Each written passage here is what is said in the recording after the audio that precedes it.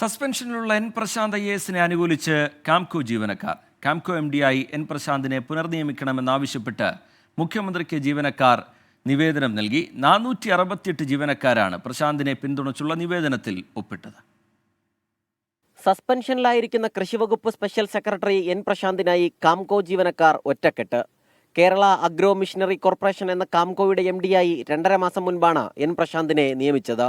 Suspension കഴിഞ്ഞ് തിരികെ എത്തുമ്പോൾ ഇതേ സ്ഥാനം വീണ്ടും നൽകണമെന്നാണ് ആവശ്യമുന്നയിച്ച് 468 പേർ ഒപ്പിട്ട കൂട്ടപ്പരാതി മുഖ്യമന്ത്രിക്ക് അയച്ചു. വകുപ്പിലെ വലിയ വിഭാഗം ജീവനക്കാരുടെയും പിന്തുണ എൻ പ്രശാന്തിനുണ്ട്. CITU ഉൾപ്പെടെയുള്ള സംഘടനകളും എൻ പ്രശാന്തിനെ അനുകൂലിച്ച് രംഗത്തെത്തിയിരുന്നു. കോവിഡ് മൂലം പ്രതിസന്ധിയിലായ കാംകോയെ രക്ഷിച്ചത് ചുരുങ്ങിയ കാലം കൊണ്ടുള്ള എൻ പ്രശാന്തിന്റെ ഇടപെടൽ എന്നാണ് ജീവനക്കാരുടെ പക്ഷം. വകുപ്പിന്റെ ഉയർച്ചയ്ക്കായി ദീർഘവീക്ഷണത്തോടെ എൻ പ്രശാന്ത് തുടങ്ങിവെച്ച പദ്ധതികൾ പാതി വഴിയിലെന്ന് കത്തിൽ പറയുന്നു.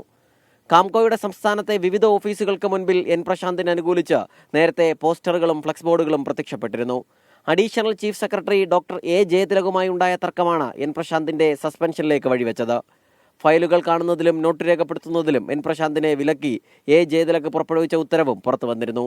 ഇതിന് പിന്നാലെയാണ് ജീവനക്കാരുടെ കത്ത് എന്നതും ശ്രദ്ധേയം. 24 തിരുവനന്തപുരം.